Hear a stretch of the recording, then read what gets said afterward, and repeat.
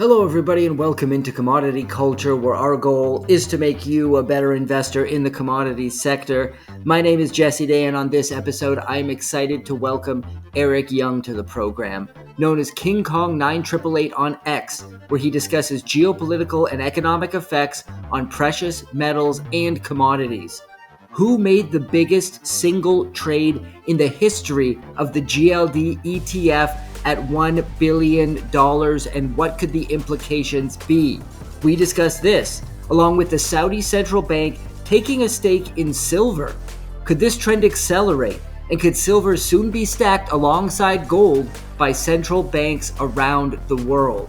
The silver and gold miners have started to rip. How big could this bull market be? And is this just the beginning of an epic rise for the mining stocks? All of this and so much more ahead, so strap yourselves in for my conversation with Eric Yeung. Eric Yeung, great to have you on Commodity Culture. I want to kick things off with the silver space and some big news there, and that is that silver has now been added to the Department of the Interior's 2025 list of critical minerals, platinum also being included. What are your thoughts on this addition? Do you think this could have a big impact on the demand side for silver and ultimately for the silver price? First of all, thank you for having me on your show, Jesse. Um, my thinking is this: I've been telling people for the longest time that the fact that the silver price is so low. I mean, a lot of people say it's suppressed. I'm in that camp myself. Actually benefited China in the last 30 or so years because China is the primary manufacturer of electronics and goods that need to utilize silver. Okay, so I think like I said, in the last 30 years, the bullion banks like J.P. Morgan, HSBC, Goldman Sachs, they may have been working with China to suppress the price of silver to keep it in check so that the miners, they don't starve to death, but they make a little bit of a margin over their costs of mining, and that silver goes to China to be made into manufactured goods and shipped back to the US and the rest of the world, where the US and the rest of the world make the biggest margin of that manufacturing value chain. So what's happening right now is something that I actually predicted, I guess a year or 2 years ago. What I mean by that is something changed in the last year. We all know that Donald Trump is now slapping tariffs on everybody, especially China. So what that tells me is that essentially China is, especially in the eyes of the U.S., is no longer going to be going forward the primary manufacturing hub for its imports. Therefore, and my logic goes as such, if China is not going to be the primary manufacturing hub for the U.S. or potentially maybe the West, why suppress the price of silver to assist China to keep things cheap? Because now you see what I'm saying? You're competing with China with your own domestic manufactured products, right? So this, looping back to what you reported just now, the fact that silver is proposed to be on the strategic metals or commodity list of the Department of Interior in the US. That is a signal telling us that the US government is no longer willing to subsidize China with cheap silver. That's what that means. So instead of subsidizing China with cheap silver, the US is going to be competing with China to get the silver in its jurisdiction. Very interesting. I was going to ask this later, but it connects to what you just said. So let's jump ahead to it. And that is reports that I've heard from a number of guests on this show that representatives from China are flying around the world. I think a lot of the reports are coming from South America and they're buying silver concentrate directly from miners. Does this also tie into this situation that you've just laid out for us? Absolutely, Jesse. That just like, I mean, exactly is a symptom of what I just talked about, right? So now you have the US and everybody essentially competing for strategic minerals and commodities. Um, and, voila, you see China going directly to the source to secure future, imports of physical silver. So that's just really like what I just said, it's a symptom of the grand scheme of things, which is we're no longer in a globalized manufacturing value chain where China is the world factory manufacturing everything for everybody. The US is trying to reshore manufacturing, therefore declaring physical silver and other minerals and metals as strategic. And therefore, China is no longer relying on Western supply chains, right? China is going directly to places like Peru to secure the strategic minerals like silver at its source. And I want to also bring up an interesting news item that came across X recently, and that was the purchase by the Saudi Central Bank of 932,000 shares of the SLV ETF. The knock on silver, or one of the knocks on silver versus gold, has been, well, central banks aren't buying silver. Now, let's not, celebrate at this point. This is very difficult, or sorry, very different than them taking possession of a large amount of actual physical silver and standing for delivery. But it is a fascinating development. I wonder what your thoughts are. Do you think we could see more central banks follow suit and perhaps eventually start stacking physical silver? So that's a very good, interesting development, Jesse, right? Saudi Arabia, Central Bank of Saudi Arabia buying a big chunk of SLV. Now, I just want to add that what that means is that I know they're not directly buying physical silver, but because they're such a big player, the big buyer of SLV, that means they are an authorized participant, okay? Which means that they can actually withdraw physical silver from the SLV vaults. So it's not direct, but it's like a step, like just basically one step detached from them actually owning the actual physical silver. Now, in terms of my analysis of the situation and what I think is actually happening, well, this is very interesting, Jesse, because the Shanghai Gold Exchange earlier this year has, the Chinese government and the Shanghai Gold Exchange have announced that they're going to start basically establishing offshore SGE vaults. So right now, the vaults of the SGE for gold and silver, they are located all over China, mainly around Shanghai. Since they made this announcement, they have started setting up a vault in Hong Kong. So in terms of you told me off camera, Jesse, that you had traveled around China in the past and you're pretty familiar with the place. So you know that to the mainland Chinese, I mean, even though Hong Kong is part of China, economically speaking, in terms of their legal systems, Hong Kong is offshore to mainland China.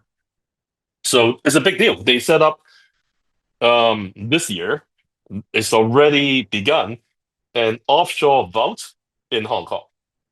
Now, there has been have been rumors in China that the next destination of a SGE Shanghai Gold Exchange offshore vault for gold and silver.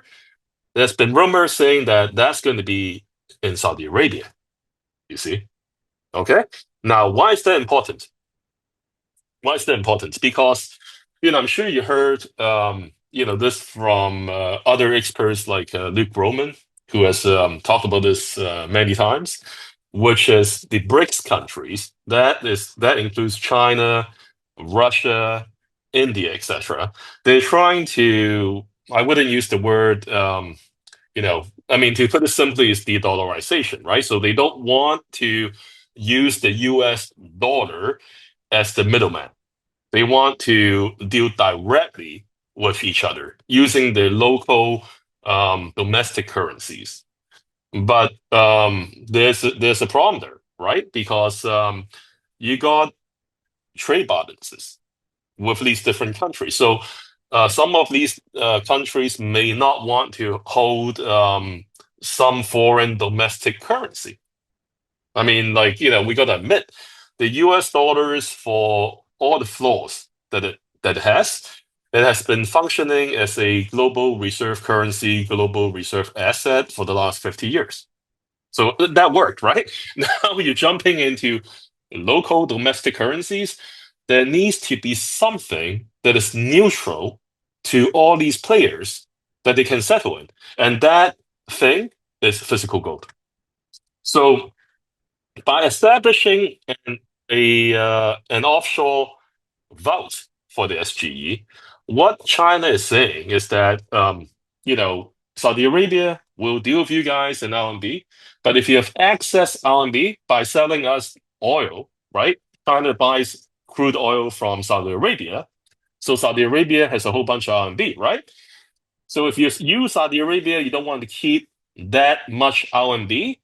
We are setting up a physical gold and silver vault in Saudi Arabia where you can convert that RMB, yen, okay, Chinese RMB yen, which is the Chinese currency, into physical gold and silver in your jurisdiction. Okay, all right? Because I mean, like all the people who were against this, theoretically, right? I'm talking about just people on X. In the past, when this idea bounced around, they were saying, well, the gold and silver is in China physically. We can't trust the Chinese. So the Chinese, maybe they heard all these concerns, right? They're saying, fine, you don't trust us? We'll put the vote in the countries who we are dealing with. So your news there with Saudi Arabia buying SLV, okay, it might just be another symptom of this physical gold and offshore physical gold and silver vault that China is establishing. Okay, that's what I'm seeing.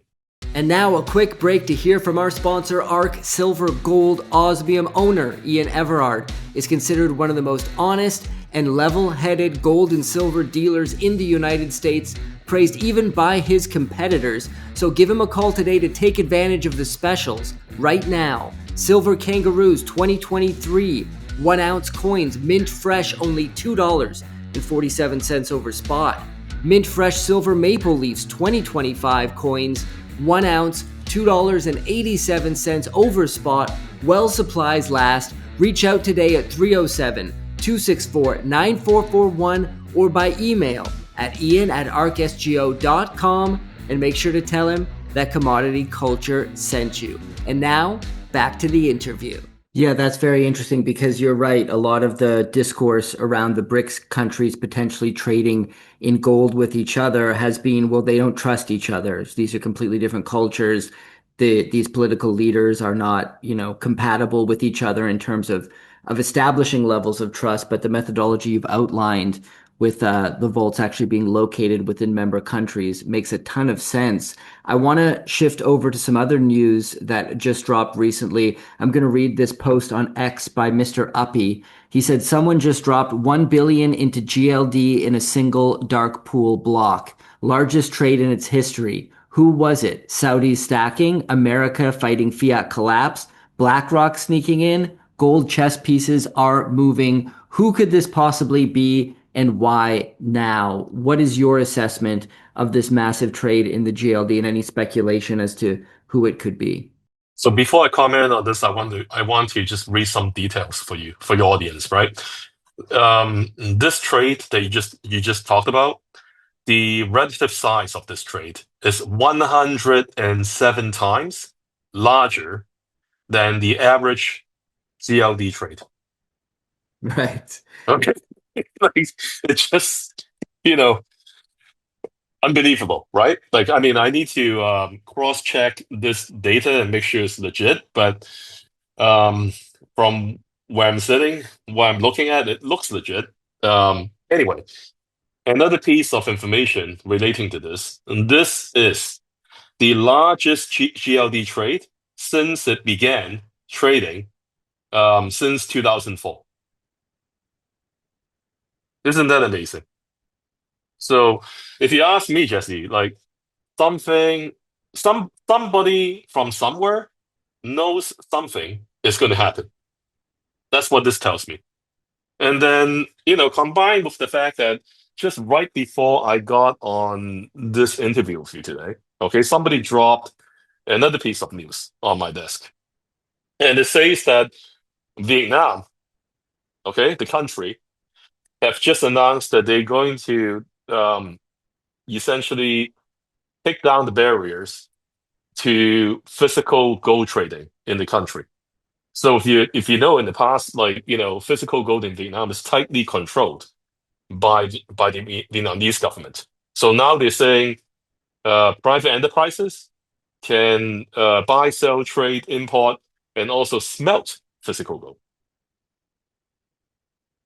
Okay, and then another piece of news that that kind of floated around yesterday, which is the China has been accelerating its gold imports, physical gold imports through Hong Kong. So, in my opinion, all these things are not coincidences. What we're seeing here, Jesse, is that the world, like I said earlier in the program, is in the process of remonetizing physical gold as an international reserve asset in place of US Treasuries.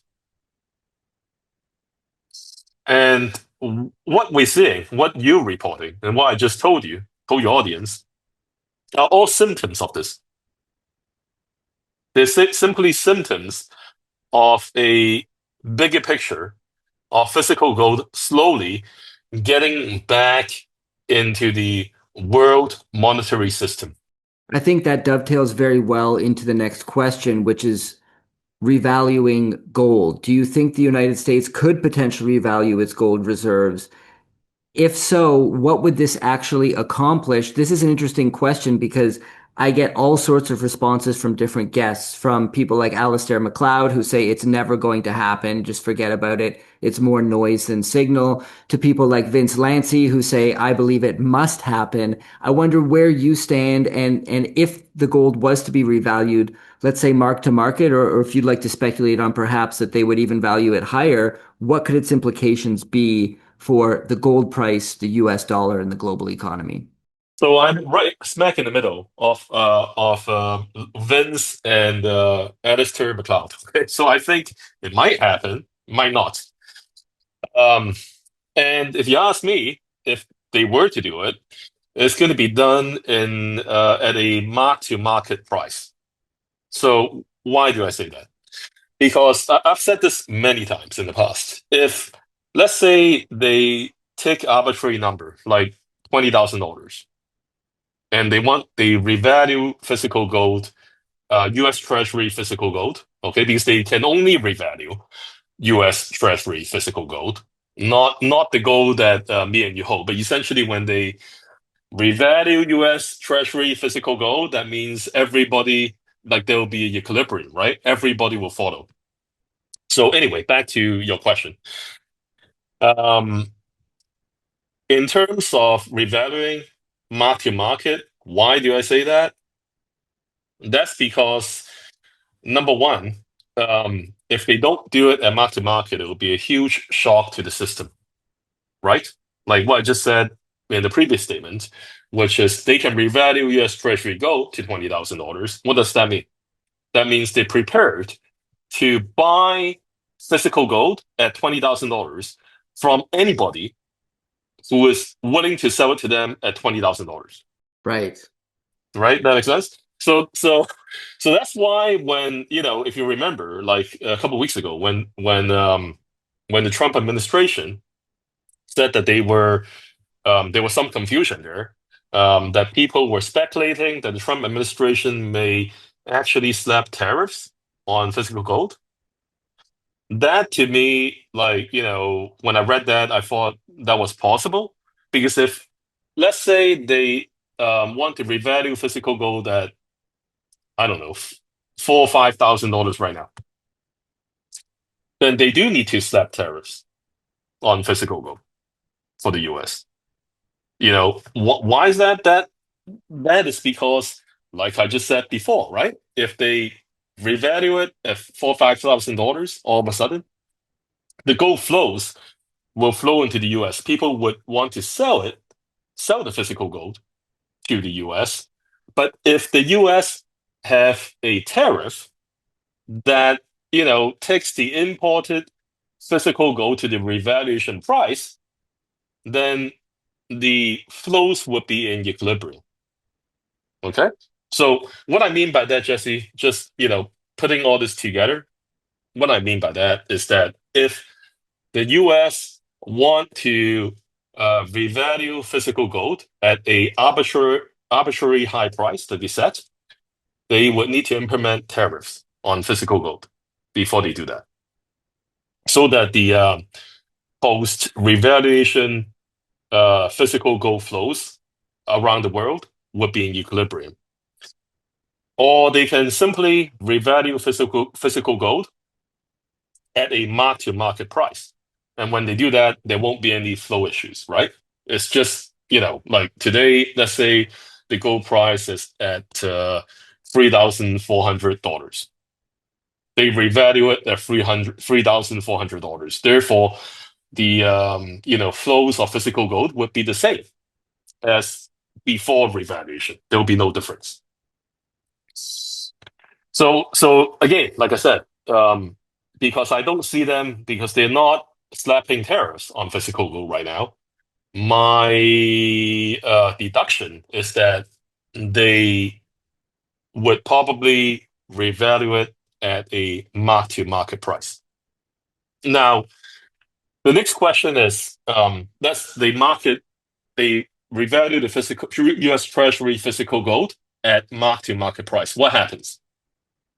Well, once they do that, first of all, the US Treasury will have a whole bunch of US dollars free and clear from the Federal Reserve, because that's what they do, right? Like every time they revalue physical gold, the Federal Reserve would print the increased value equivalent of that physical gold in US dollars and give it to the US Treasury, free and clear. Okay? So you don't need to incur any additional debt in doing that.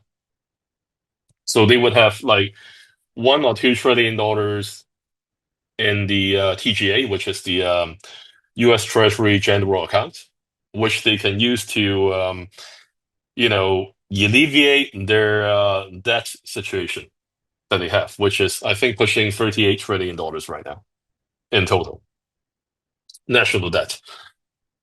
The other thing that will happen is that once they revalue physical gold, let's say at $4,000, $5,000, whatever that mark-to-market price is at that point when they pull the trigger, that will be they essentially set the bottom price for physical gold in US dollars, right? Like I said, because what that means is that the US government is saying they're willing to buy any physical gold at that price. That makes a lot of sense. Interesting outlook. Now, if they did mark the gold to market and use that to cover debt obligations, it would kind of be a drop in the bucket, would it not? Well, it would, but they can do this multiple times. So they can, like, for example, when Nixon did it, he did it twice. once in 1971 and once in 1973.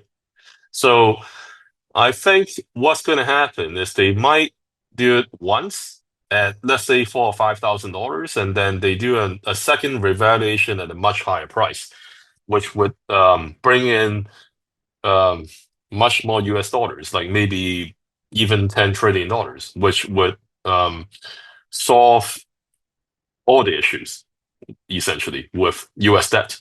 I want to highlight a tweet you made recently where you said the physical gold liquidity squeeze will be worse than the USD liquidity squeeze because they can't print physical gold. They control the paper, not the physical metals that God created.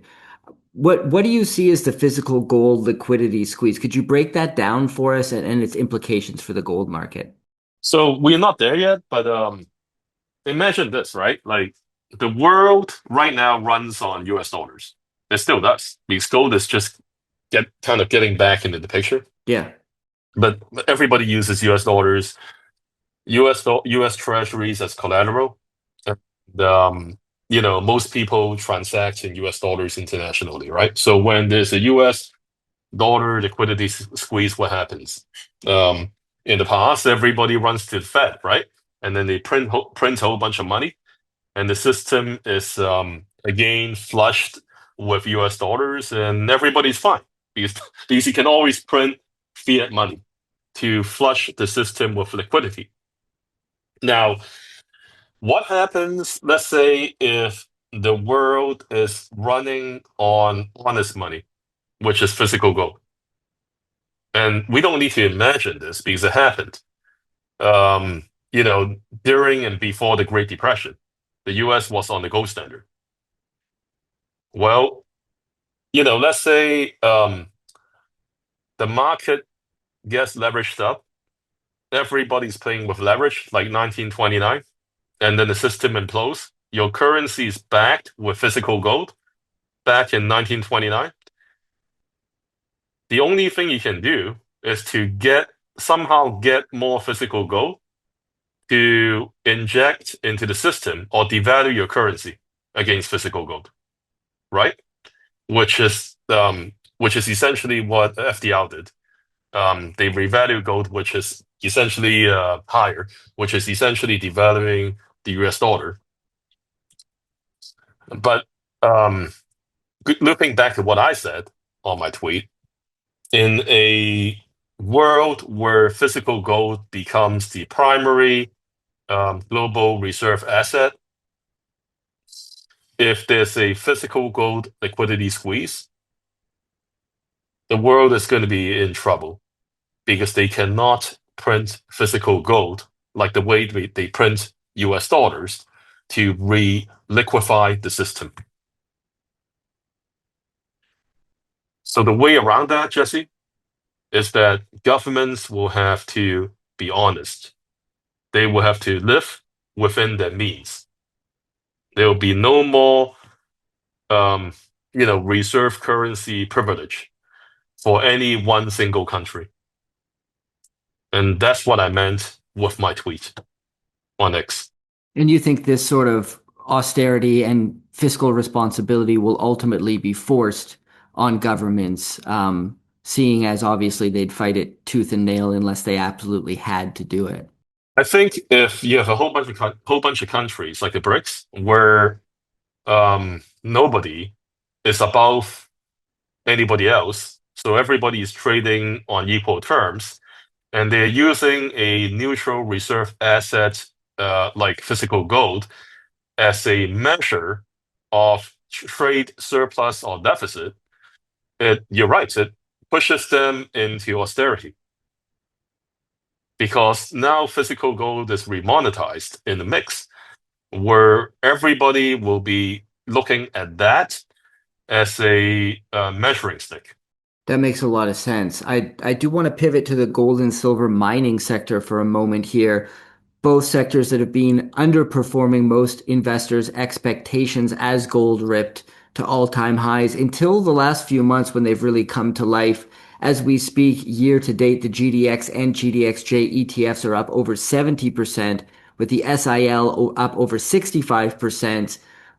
Obviously, That's an amazing performance, completely crushing the broad market, vastly outperforming the metals themselves. Of course, we're not hearing anything about it on CNBC or Jim Cramer's show. I wonder, at what point do you think the generalist investor and fund managers become drawn to the gold and silver mining space now that it's started to massively outperform the big indices?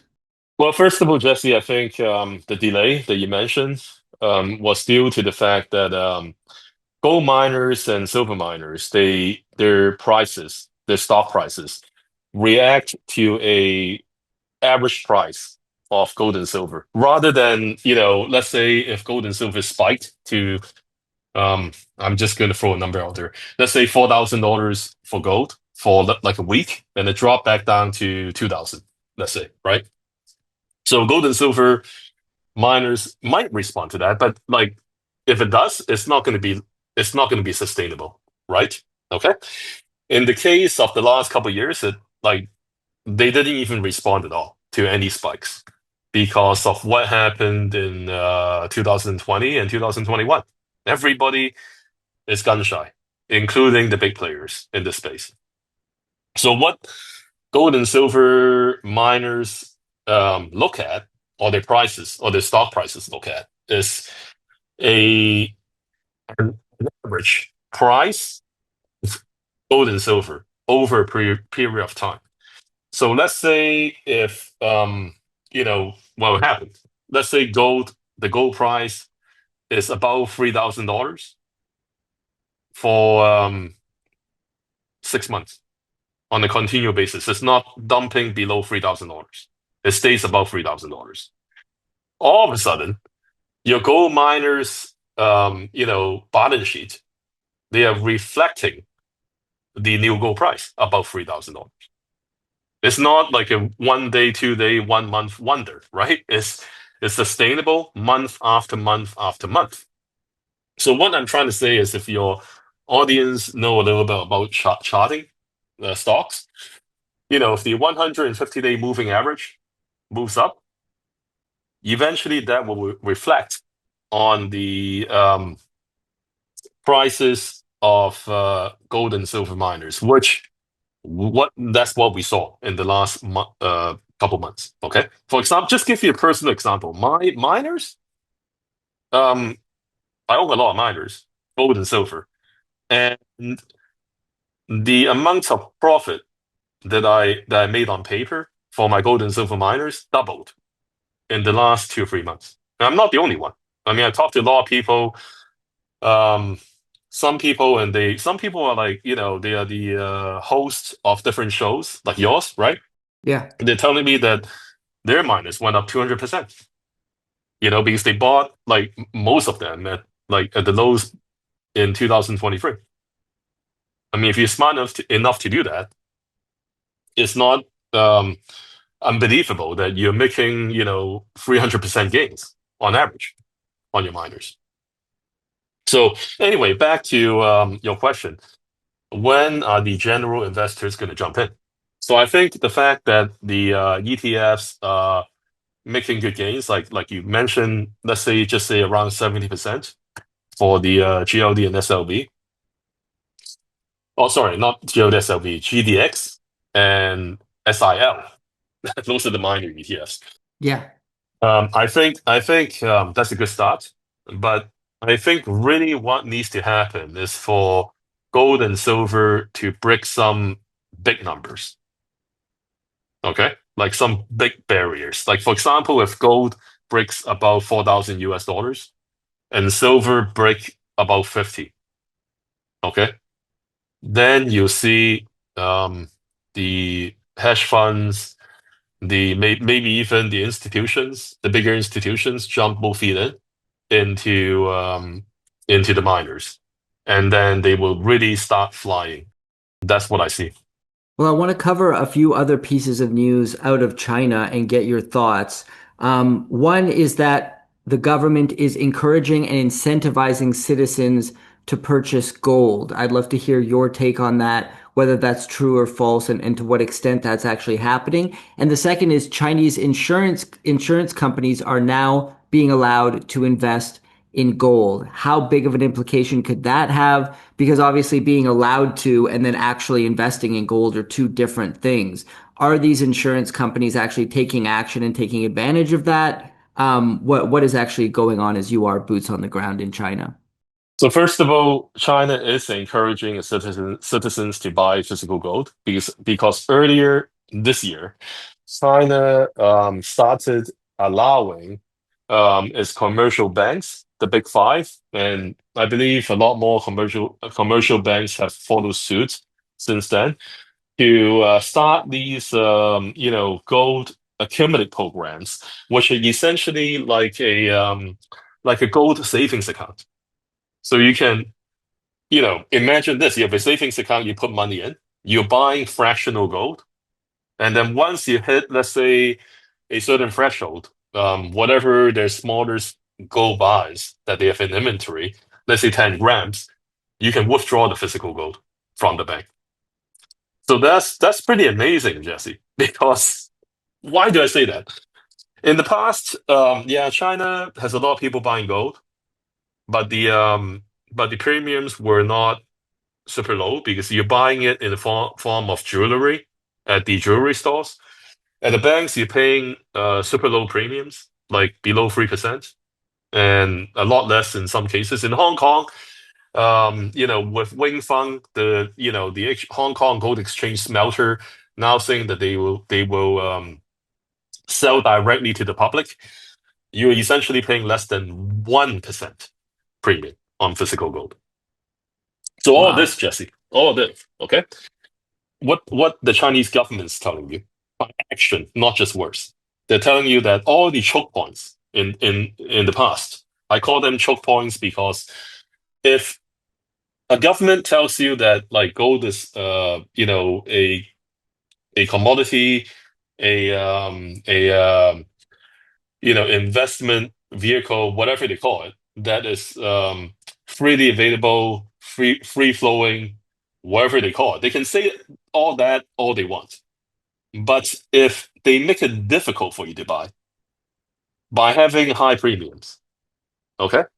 If they do that, then it's just all talk. And I have to admit, like even with China and Hong Kong in the past, they had these choke points, okay? Where they do encourage people to buy gold, but when you do want to buy cheap premium gold, sometimes it's not available, right?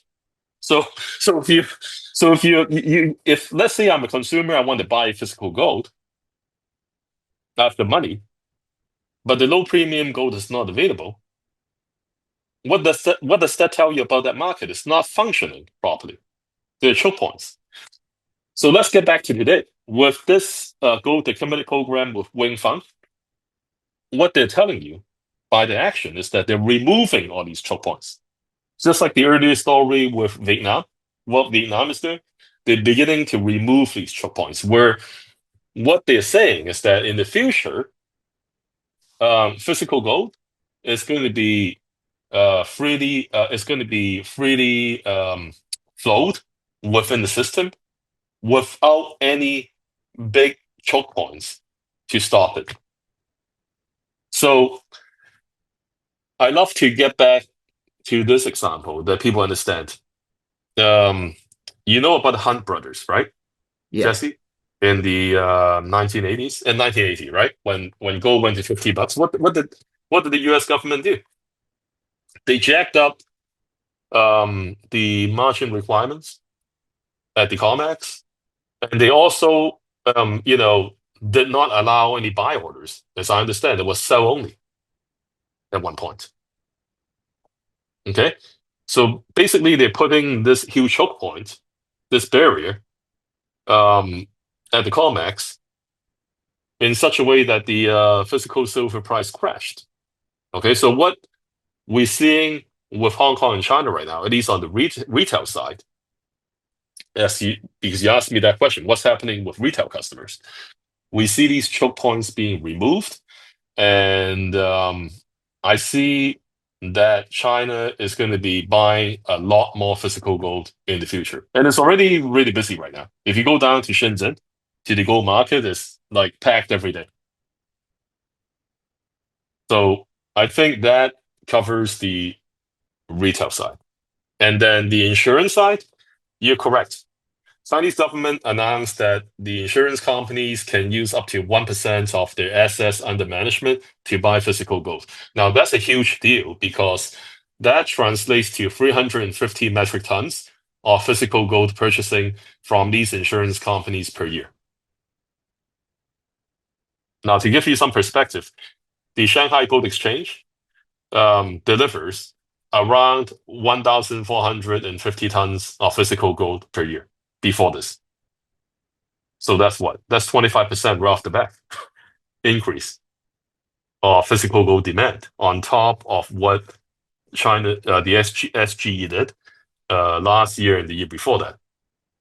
And if you ask me whether or not the Chinese insurance companies are using up to 1%, as far as I understand, they are. And that number can eventually get up to potentially 5% or even 10%. Imagine that. Well, let's end by taking a step back from the precious metals space. And I'd like to ask you if there's any other areas of the market outside of gold and silver that you're currently seeing value in, whether that's in the commodities space. We hear a lot about a coming commodities super cycle. Obviously, we talk about that a lot on this show. Or whether that's areas outside of the commodity space that you're potentially seeing value. Where else are you looking outside of gold and silver? So I own platinum, uranium, and copper um, in the form of uranium miners. Um, Platinum, I own some physical platinum, and copper, I own some copper miners. So it all goes back to what we touched on earlier in the program, where the US government is now declaring a lot of these minerals and commodities as strategic. And in terms of uranium, it's a really important strategic metal because that's where the base power comes in for both the US and China, especially China, because China is trying to lessen its dependence on crude oil because China is a net importer of crude oil. So let's say the China and the US end up being in armed conflict down the road, or not even that. Let's say like a Cold War, escalated Cold War, and the US blocked the Strait of Malacca. Well, how's China going to get oil from Saudi Arabia at that point? So it makes sense for a country like China to develop its nuclear power facilities. And in fact, China is doing that. I mean, like, I think, China is planning 20 or more new nuclear reactors to be online in the near future. So that's why I'm bullish uranium. I own a lot of uranium stocks. And copper, well, it's simple. Copper is AI, EV, right? Anything high tech requires a lot of copper. So I own some copper stocks. And then platinum is such a small market, Jesse. It's like something like 60 times more rare than physical gold, but it's at what, like one third the price right now of physical gold? Not one third, maybe less than half, right? But it's a no-brainer to own some platinum. Eventually, I think platinum will revert to mean, which means that it will be at least at the same price of physical gold. Well, Eric, for people who want to follow your work, is the best place to go X, where they can follow you at King Kong 9888. Is there anywhere else you'd like to direct people, and any parting words that you have? Well, that's where they can find me, Jesse. That's the best place. And I put my daily thoughts on gold, silver, uranium, etc. on my X account. And my parting words to your audience is that it's actually not too late to get into the gold and silver space. If you do not own physical gold and silver already, I would suggest that, you know, whoever is in that predicament start stacking gold and silver, physical gold and silver. And they can do it on a dollar cost average manner. So don't put all your money, in it immediately at once. Do it in a dollar cost average, approach, so that let's say even if the price of gold and silver corrects in the near term, you will have a lot of cash to take advantage of that correction to utilize your cash into gold and silver. Yeah, that is great parting words of wisdom. I completely agree with you. Thank you so much, Eric, for coming on the show. There will be a link in the description below to your account on X so people can follow you there, and really appreciate you coming on and sharing your knowledge with the audience. Thank you, Jesse. Thank you for joining us today. Take advantage of ARC Silver Gold Osmium Special Silver Kangaroos 2023 1-ounce coins at only $2.47 over spot. Silver Maple Leafs 2025 1-ounce coins just $2.87 over spot. While supplies last. Call owner Ian Everard today at 307-264-9441 or by email at ian@arcsgo.com, and make sure to tell him that Commodity Culture sent you, and pick up your Commodity Culture merch using the link in the description below. Everything backed by a 100% quality guarantee, and I'll see you guys in the next episode. Commodity Culture is a series on commodities and natural resources. If you would like to see more, be sure to subscribe and hit the bell notification so you're always up to date with the latest episodes.